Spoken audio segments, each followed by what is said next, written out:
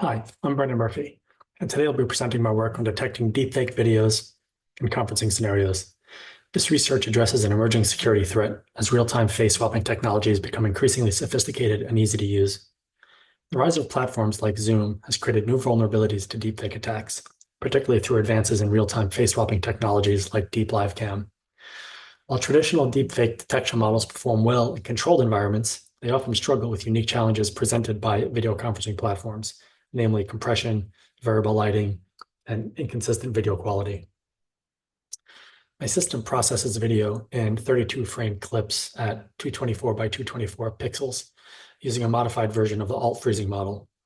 This combines an inflated 3D CNN with a transformer to capture both spatial and temporal features. The model is specifically designed to detect artifacts and inconsistencies introduced by the Deep Live Cam face swapping method, which represents a significant threat in video conferencing scenarios. I worked through three distinct collections, each serving a specific purpose in my research.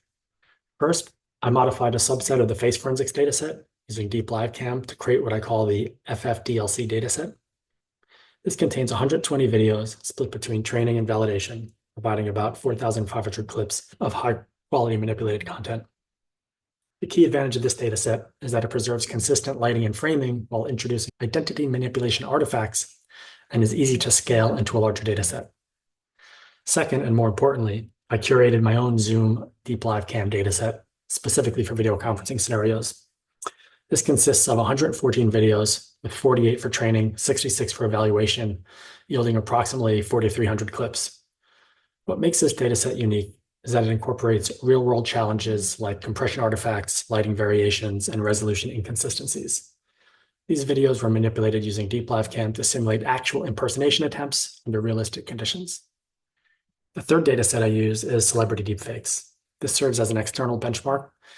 While the original dataset contains over 5,000 videos, I use a carefully selected subset of 100 videos balanced between real and manipulated to evaluate my model's ability to generalize to high-quality deepfake content outside of my specific domain. I implemented two distinct fine-tuning strategies.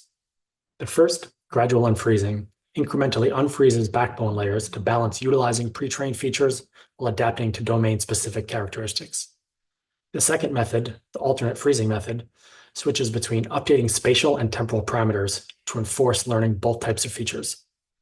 If you look at the training curves, you can see some clear patterns.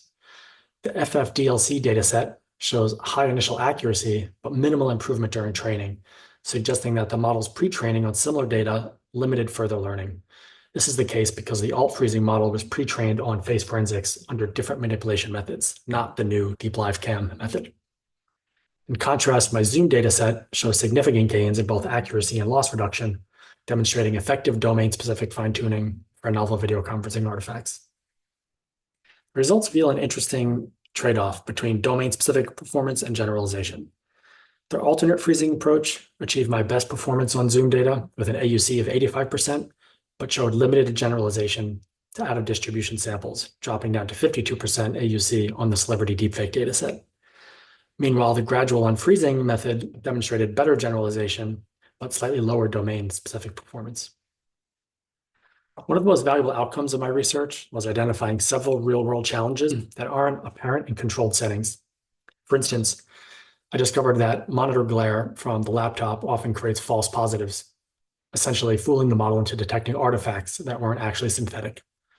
I also found that the model struggled with scenarios that included poorly lit subjects, portrait mode with black borders on the sides, as well as participants who were positioned far from their cameras.